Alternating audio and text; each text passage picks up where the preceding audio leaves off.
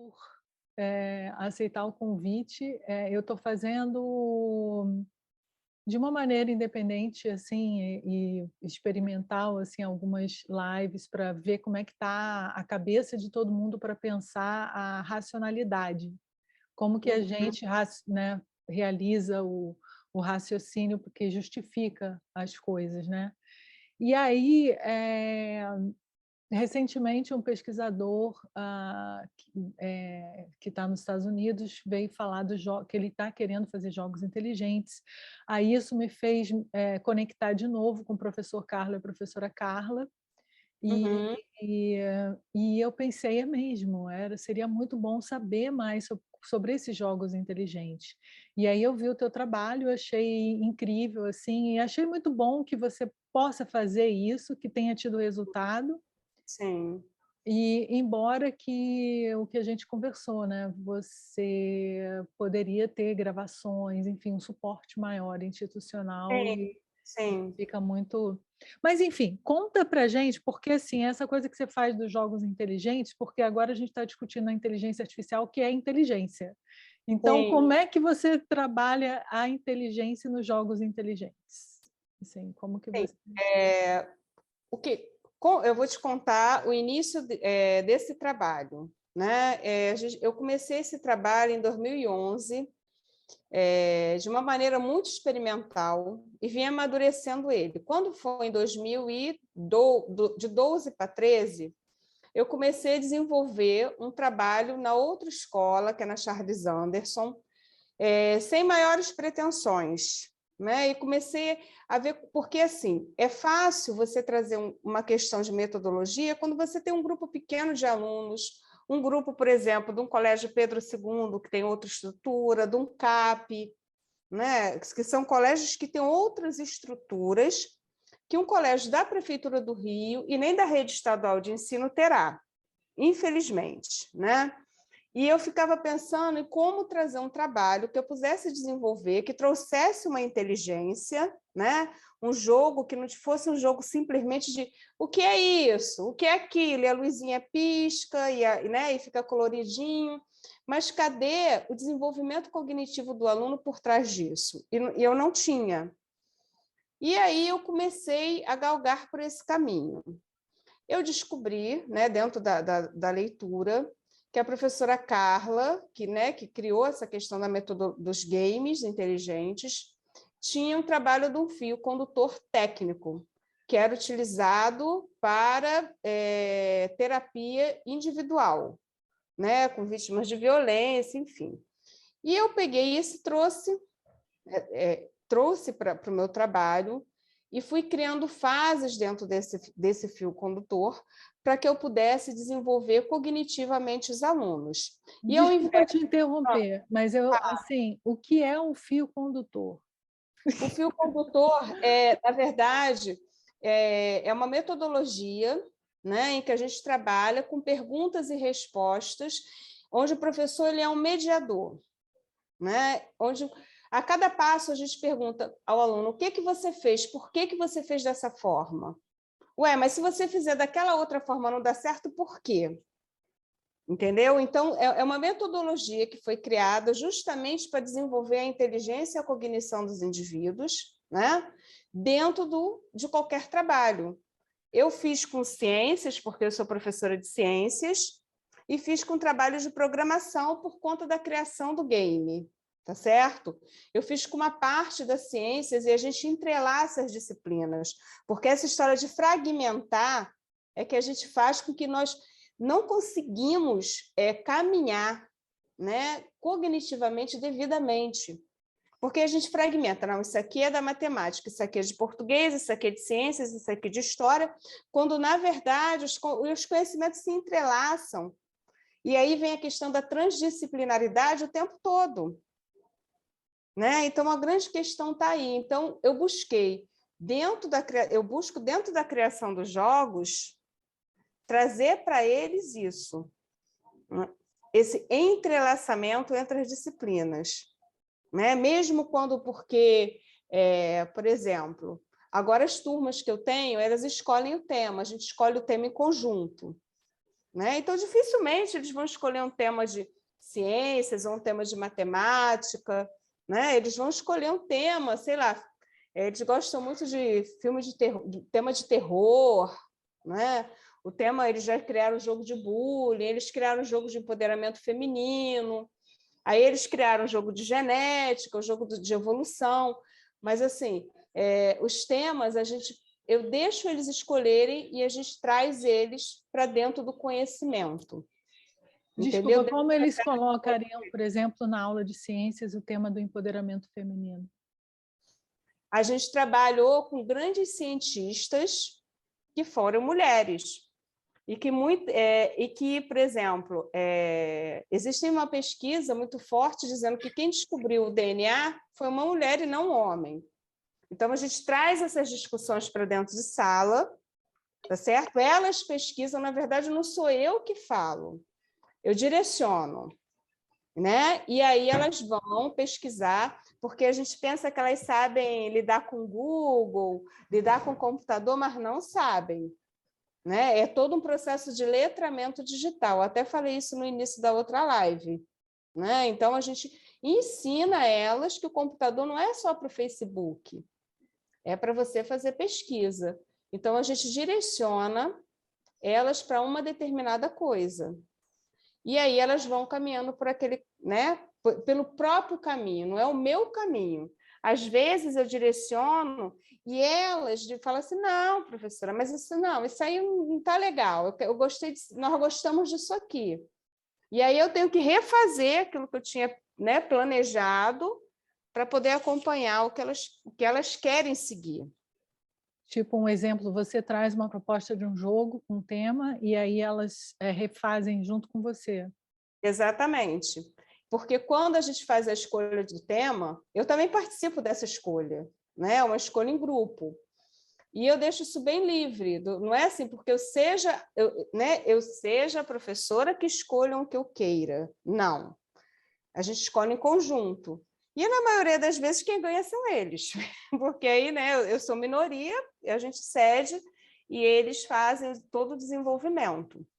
É muito interessante você falar que você é minoria, porque aí você se coloca realmente em plano de igualdade, você quebra a questão da autoridade do professor e Não a tenho autoridade nenhuma. do conhecimento. Eu acho isso fantástico. Inclusive, eu te falei que no design tem um campo design educação, que eu acho que eles vão... Ai, eu ia fazer um gesto aqui. Eu acho que eles vão fazer para você assim... sabe? Porque realmente assim a questão do design e educação, ela é muito em cima exatamente disso que você faz. Você faz na prática essa coisa de Sim, deixar a relação horizontal sim, e e assim, construir o conhecimento junto. e assim, Maravilhoso. não ache que por eu deixar esse conhecimento horizontal, né, eles deixam de me respeitar, pelo contrário, Com entendeu? Eu certeza. percebo que o respeito ele é muito mais sólido do que uma relação do eu sou detentora do saber, vocês vão fazer isso porque eu quero, da forma que eu quero, do jeito que eu quero. Então, a gente consegue manter essa relação de respeito, entendeu? Embora sempre eu perca na disputa do tema. Mas, assim, é aí que está a questão. Embora não seja o tema, na maioria das vezes já ganhei. Por exemplo, a genética foi um tema que eu propus e foi aceito. Mas, assim, quando eu perco, aí é que está. A gente precisa estudar para pegar os conhecimentos que você queira que aquele aluno desenvolva e jogue nisso aí. Entendeu? Não tem, Ellen, uma massa de bolo que faz assim, não, a didática, né? Olha, primeiro você ensina isso, depois você ensina isso, depois você ensina isso, né? Para alcançar isso. Primeiro que a gente já sabe pelos estudos recentes que o cérebro não aprende dessa maneira, né? Então, assim, a gente já tem conhecimento disso. Então, por que você vai teimar numa coisa que você já sabe que não é dessa forma? Dá mais trabalho? Claro que dá. É muito mais fácil eu pegar um planejamento de ciências e dar a minha aula. pegar a apostila que a prefeitura dá, adaptar o jogo e fazer o jogo.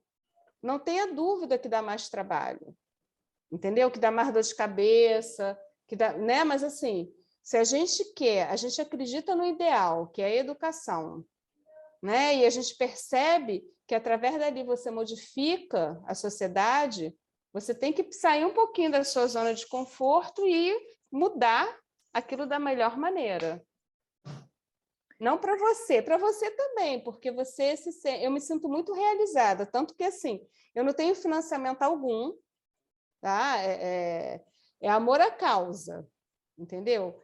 E eu continuo levando o trabalho. Enquanto eu aguentar, enquanto eu tiver saúde, eu vou continuar desenvolvendo esse trabalho. É uma proposta metodológica, eu acho interessante, porque aqui eu entrevistei também pessoas que são muito ligadas à teoria, né? Filósofos. Ontem, esses dias, eu falei com um cientista social que fala fala desses autores que não são o pacote principal, né? Quando você está falando de você simplesmente entrar em sala de aula e passar, você fala assim, eu poderia simplesmente replicar esse modelo, que eu sou a professora, e aí eu vou passar o meu conhecimento, os alunos ficam lá sentadinhos na cadeira, e eu entendo quando você fala que eles te respeitam ainda mais, porque você compartilha com eles as decisões e eles sabem que você é que está dirigindo, está orquestrando aquilo, né? Então, você é a condutora da orquestra, né? Você é a Sim. maestra e eles são os músicos, mas eles não podem ser bobões, eles têm que ficar ali atentos e eu acho isso muito bacana, assim. E teoricamente você está falando então de social construtivismo, né? Vygotsky. E a gente fala de Vygotsky. Talvez o problema, assim, no início do trabalho, o que eu percebo? Eu trabalho com a zona de desenvolvimento proximal. Os grupos, eles são mesclados. E isso talvez seja, eu vejo que é assim, a grande dificuldade. Porque os alunos têm sua própria panela, né?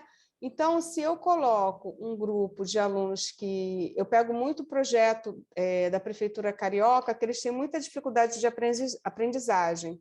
Então, se eu formo um grupo com muita dificuldade de aprendizagem, todos eles, aquele grupo ele vai desenvolver, mas ele custa mais que os outros.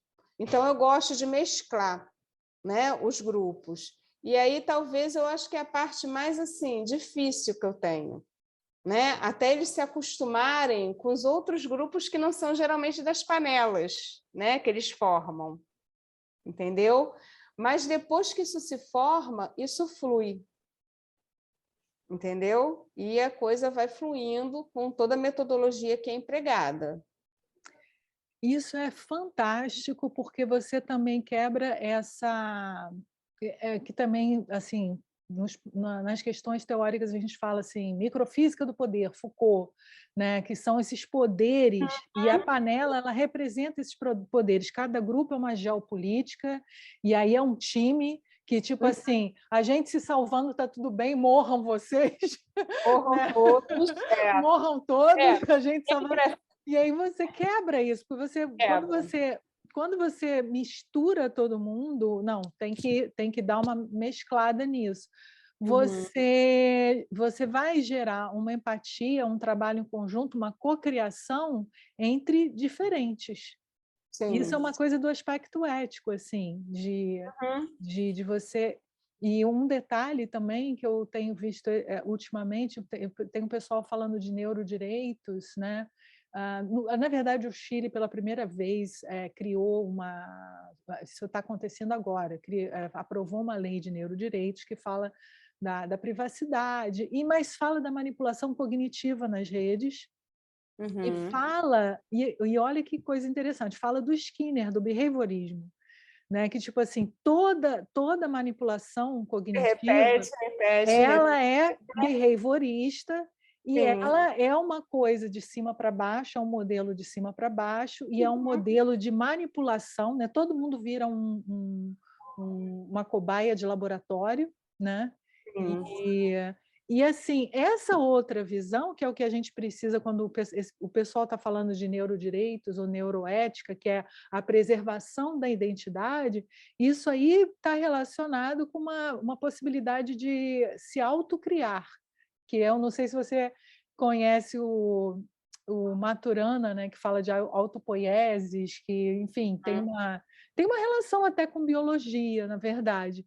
Mas, assim, acredito que todos, pelo que eu vejo, todos eles vão por esse lado de de que é até um caminho mais ideológico, assim, a gente precisa fazer junto, a gente Sim. precisa quebrar os padrões, Uhum. porque quando você quebra esses pequenos poderes, você está mexendo um pouco naquela estrutura e até nas manipulações que eles recebem para fazer esses jogos violentos, que é guerrinha, né? Cada time, um Sim. elimina o outro. Sim, e Assim, assim, eu acredito nessa construção, nesse tipo de sociedade que um vai ajudar o outro, e o outro não vai competir com o outro, ele vai ajudar. E aquele grupo ele só vai conseguir caminhar se eles trabalharem em conjunto.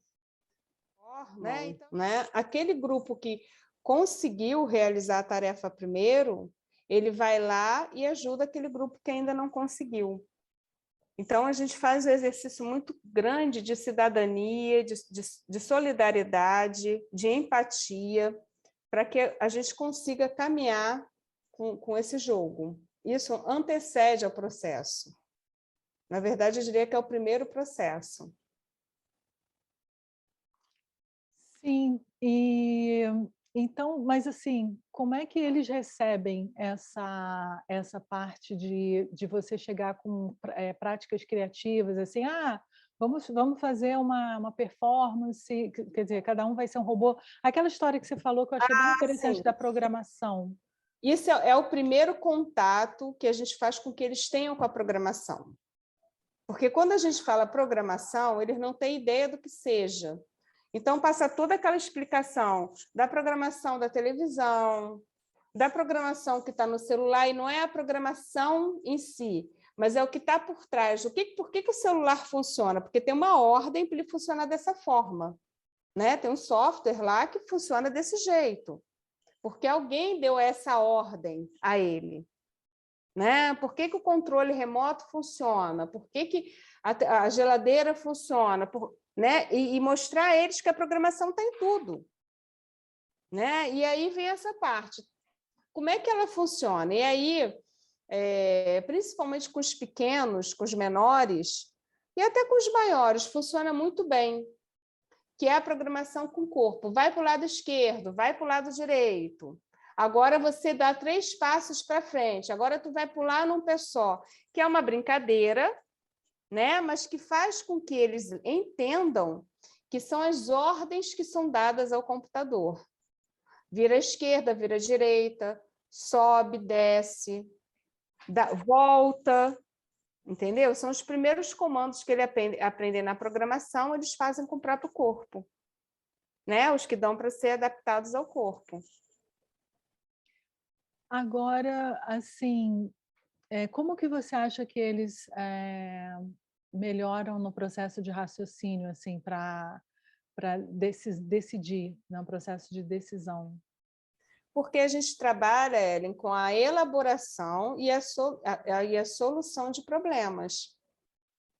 Quando você elabora um problema, você sabe resolver ele. Entendeu? Então, assim, isso está no BNCC, todas as escolas básicas já deveriam estar trabalhando. Lógico, obviamente, que a gente não consegue trabalhar como, né, nas outras escolas, nas outras turmas, a gente não consegue trabalhar porque nós ficamos amarrados, entendeu? A cumprir determinadas coisas, mas se a BNCC está dizendo que a gente tem que ensinar os alunos a elaborar e a solucionar problemas. Entendeu? Então, quando a gente ensina isso, o aluno consegue. E quando ele aprende a elaborar, ele soluciona qualquer outro problema. Porque você cria um mecanismo, cria caminhos neurais que fazem com que o cara aprenda aquilo. Você não tá criando um caminho superficial, você está criando um caminho neural profundo para que ele resolva aquilo, para que ele consiga fazer aquilo. Como que você explica esse processo neural? E até quando você falou da parte do que já é sabido, né, que não se aprende desse jeito Uhum. linear ou separado, como é que é essa parte, assim? Olha, essa Sim. parte eu acho que seria uma outra live. Mas, assim, é um processo o processo de mecanismo de aprendizado, ele é sucessivo, ele é simultâneo, então ele não tem essa questão do eu tenho que estudar, eu tenho que começar por isso para ir para aquilo, tá certo? E a outra questão é que se dá, aí vem a questão do povoamento do imaginário, vem a questão do desenvolvimento da fala, vem a questão da escolha, da solução, da elaboração e solução do problema, qual que ele vai fazer naquele momento, entendeu? É um mecanismo muito complexo, mas que dá resultado. Né? Tanto que eu me lembro que na minha dissertação, que aí sim eu trabalhei com dados, eu comecei a ver o resultado muito positivo, eu falei assim, não é possível, isso está tudo errado, porque em pesquisa a gente tem, né, um percentual que fica ali, né, bom e um percentual ruim, e eu tive muitos bons resultados, porque a gente trabalhou uma metodologia e desenvolveu que ela funciona.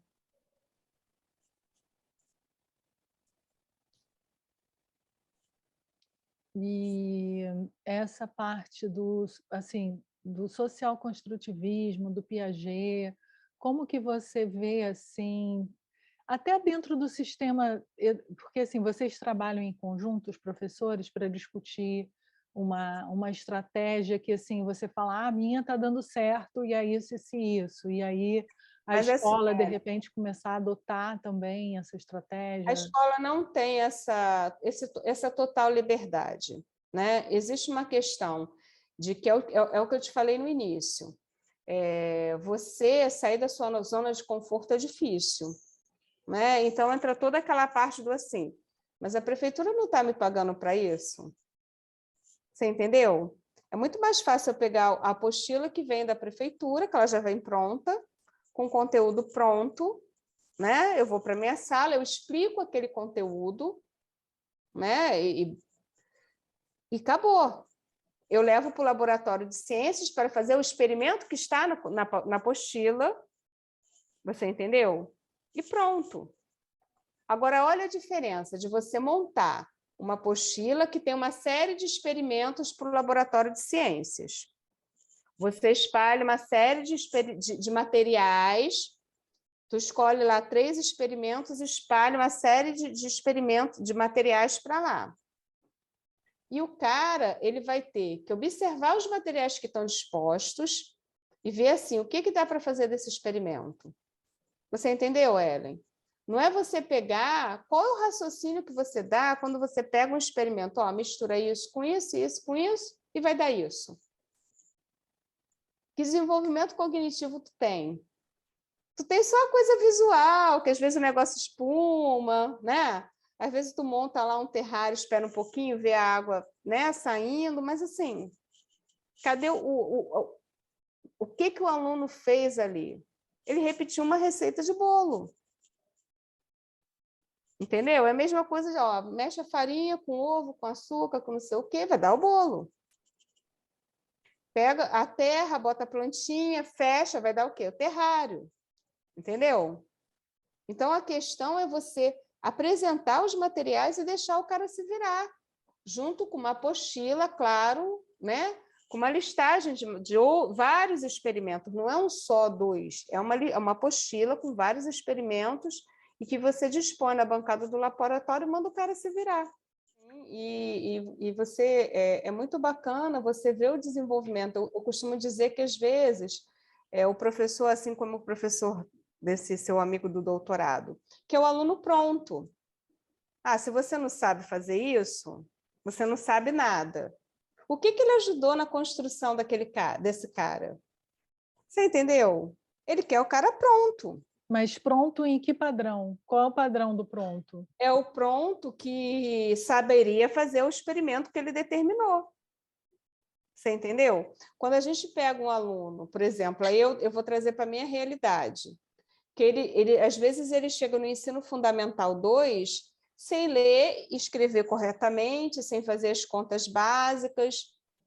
E esse aluno é muito difícil, porque aquele mundo da sala de aula é um mundo que, para ele, é uma coisa assim do outro mundo, né? Que não é o mundo dele. Então, ele começa a levantar, ele é indisciplinado, ele é respondão. Mas por quê? Você está querendo colocar um mundo para ele que ele não participa, que ele não existe, que ele não compreende. Entendeu? Então, quando você tem um resultado com esse aluno, você constrói esse aluno, entendeu? Isso é muito mais gratificante. Você construi, mas assim, é o que eu te falo, né? É muito mais fácil o aluno pronto.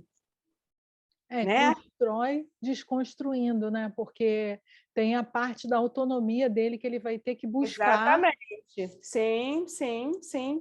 Mas assim, quando você pega o aluno pronto, que se adequa muito bem a essa educação, né? O cara que copia, o cara que responde o dever da apostila, que trabalho esse menino te dá? E qual o seu papel na construção desse ser? Não é na construção, mas sim de tornar ele um ser reflexivo, que saiba fazer perguntas. Você entendeu? Que saiba falar assim, não, mas eu não concordo. Há um tempo atrás, quando eu comecei a trabalhar, eu tinha muito essa coisa assim do conhecimento, de que eu enchia o quadro de dever e falava umas coisas complicadíssimas para eles, e eles, né? E aquela situação toda. Aí, uma vez, uma aluna virou para mim e me questionou. Na hora que ela me questionou, eu me botei naquele pedestal do poder, né? Falei assim, como, né? Tá me questionando. Eu falei assim, mas por que você está falando isso? Porque eu não concordo com isso. Eu falei assim, como você não concorda? Eu já não falei que é isso? Ela olhou para minha cara e falou assim, mas não foi você que falou para fazer perguntas incômodas? Quebrou. E eu fiquei quieta, olhando para a cara dela, do tipo assim, o que eu respondo agora? Enfim, então, assim, assim, há 2 anos antes da pandemia, na segunda turma minha de empoderamento, e eu costumo falar para elas, aí tem toda aquela discussão do corpo, do espaço da mulher, né? E você não permitir ser tocada, e você falar isso dentro de uma comunidade com alta vulnerabilidade social, onde as meninas, às vezes, com 13, 14 anos, estão grávidas e não conhecem nem seu próprio corpo, é uma questão muito assim séria, e eu falo muito isso. Que o corpo de vocês é inviolável, que, não, né, que vocês têm que se cuidar, não pode permitir, caso vocês não queiram ser tocadas, não tem que ser, porque o corpo é de vocês. E faço muito esse discurso com elas. E uma vez eu estava dando aula, tinha uma menina, pensa numa menina assim fofíssima, educadíssima, que fala baixinho, mas tinha um menino que ele perturbava ela, puxava o cabelo dela e botava a mão no ombro, e ela, sabe, ela estava sempre nesse movimento de tirar, até o dia que ela levantou e deu um tapa no rosto dele. E eu fiquei assim, porque eu não esperava aquilo dela, né? Eu falei assim, como você fez isso? Não sei o quê. Aí ela chorava e ela fazia assim com as mãos, foi você que me falou para eu bater, para eles terem que respeitar meu corpo, eu não aguento mais ele encostar a mão em mim. Então, assim, foi o modo, você vê que você ensina ao modo dela, ela entendeu que o corpo dela é dela e que as pessoas não podem tocar a hora que quiser. Aí as outras meninas falaram logo para mim, é mesmo, professora, a senhora não fala que não podem encostar na gente se não quiser? Se a gente não quiser, né? Então, assim, você acaba construindo valores que elas não tinham. E como que você se sai dessa? Assim, sim, eu falei, mas... E aí, a violência, mas também tem que procurar uma outra maneira. Sim, mas aí vem com esse discurso, né? De que eu falei sim, que é dessa forma sim, mas que não precisa ser da forma violenta. Acontece Entendeu? na sala de aula, né? E todas essas relações são importantes, né? Que, tipo, porque você trata de empoderamento e acaba entrando na vida íntima das pessoas, como elas pensam, como elas foram educadas, né? Uhum. Sim, sim. Tudo isso. E, bom, o que que você gostaria, assim, na tua profissão e com jogos inteligentes, o que que você gostaria de atingir, assim? Eu gostaria de ampliar o projeto para outras escolas, né? Não só atender alunos da Daniel Pisa, mas atender alunos ali da região, de escolas que têm alta vulnerabilidade social, porque é uma região muito pobre. O que eu percebo? Na Zona Sul, as comunidades têm muitas ONGs, muitos trabalhos, né? Voltados para o desenvolvimento cultural, intelectual das pessoas que moram. Infelizmente, né, na região que eu trabalho, que é ali Costa Barros, não tem nenhuma ONG, não tem nenhum projeto, sabe, de valorização séria, cultural e intelectual, entendeu? Então, assim, eu tenho muito desejo de ampliar isso, mas para isso eu preciso de recurso, porque eu preciso pagar passar a primeira pessoa a passar pela metodologia, os alunos, na verdade, né? E esses alunos servirem de monitores em outras escolas, entendeu? Enfim, mas isso é um desejo que ainda não morreu. Sim, eu sinto que a gente tem, por exemplo, na arte, assim, a minha proposta tem a ver com esse construtivismo. Eu estudei um pouco disso, assim, para pensar a interação humana com computador e tudo mais. Por isso que eu estou um pouco familiar, assim, né? Estou um pouco íntima com essa questão da educação. E eu sinto que é uma estrutura que dá mais trabalho, a gente faz por amor, paixão, pelo carinho, assim, Sim. de ver o engajamento, mas existe a gente está, de certa forma, a gente acaba brigando com esse pragmatismo que você falou, né? Porque as pessoas não se envolvem porque elas não querem ter trabalho, então ninguém quer comprar. A gente fala comprar briga, mas não chega a ser uma briga, mas é vestir a camisa de Sair da zona de conforto, entendeu? É a zona de conforto. Tu tá ali, assim, o meu salário é o mesmo de qualquer professor. Você entendeu? Então, assim, eu não ganho financeiramente nada mais para fazer o trabalho que eu faço. Entendeu? E a gente vive no mundo capitalista que o dinheiro é necessário, né? O dinheiro ele tem uma relação direta com o poder e no convencimento das pessoas, né? Se eu pego uma apostila que vem da prefeitura pronta e eu replico ela, certo? Eu não tenho que planejar nada, eu não tenho que estudar nada, porque eu já fiz faculdade, já sei aquilo, né? Na minha especialização. Por que eu vou arranjar um negócio assim, fazer uma coisa diferente, estudar autores diferentes, estudar filosofia, que é uma coisa que a gente dificilmente estuda, a não ser o professor de filosofia? Para quê? Entendeu? Então, é essa questão, é sair da zona de conforto, é querer realmente vestir a camisa da escola e vestir e querer mostrar para os alunos, tem um mundo aí fora que vocês precisam conhecer. Entendeu? Então, assim, é levar aluno. Quantas vezes eu levei aluno para a UFRJ, agora não, que está na pandemia, porque eles precisam criar esse vínculo com a instituição e saber que a UFRJ é para eles também. Né? Que a UERJ também é para eles, que a UF. Então, assim, eles saberem que existe um mundo fora de Costa Barros. E aí passa também nesse processo que faz parte da metodologia.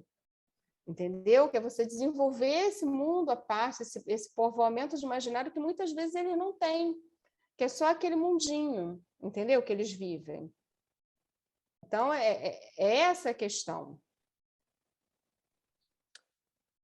Bom, assim, a gente está chegando a quase 1 hora, né? Tipo, você teve um dia longuíssimo.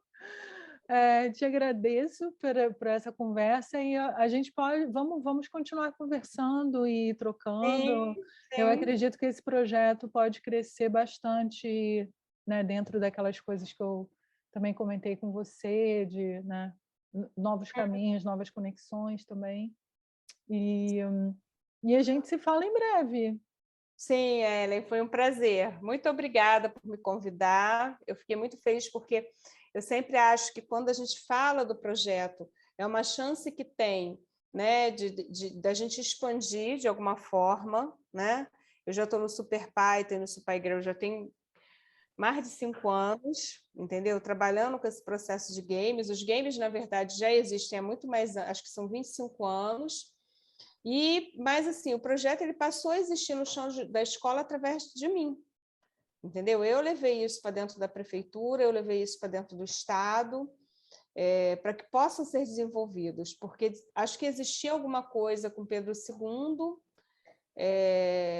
Eu acho que uma escola de FATEC, mas são escolas com outra estrutura diferente da rede municipal e a rede estadual do Rio, né? Que eu falo assim, até uma discussão que eu tenho quando tem algum trabalho, que eu falo assim, a universidade tem que cuidar da ponta, aquela ponta que ninguém quer, porque é assim, mas aí não tem internet, mas aí não tem computador, mas tá, e a universidade está fazendo o quê para ajudar a mudar, né, essa questão? Então é isso. As pessoas não gostam muito de ouvir às vezes, mas escutam, porque a minha língua é grande. Pois é, não, é justamente quando a gente vem com essa parte crítica, sempre incomoda, assim. Tá todo mundo parece que num estado de... Ellen, fazer pesquisa dentro de laboratório é fácil. Me desculpe, mas é muito fácil. Você está ali, né, lendo, não sei o quê, discutindo, não sei o quê. E na prática? Cadê a prática, a praticidade disso, né? Então, é a minha crítica não só às universidades em si, do quanto, né, elas estão devolvendo o dinheiro que o governo, seja o governo que for, não estou falando do governo de agora, mas todos os governos estão investindo na universidade, o que ela está devolvendo para a sociedade? Entendeu, Ellen? O que essa universidade está dando de devolução para a sociedade? Fazer trabalho no Pedro II, não falando mal da escola, como uma escola excelente, né?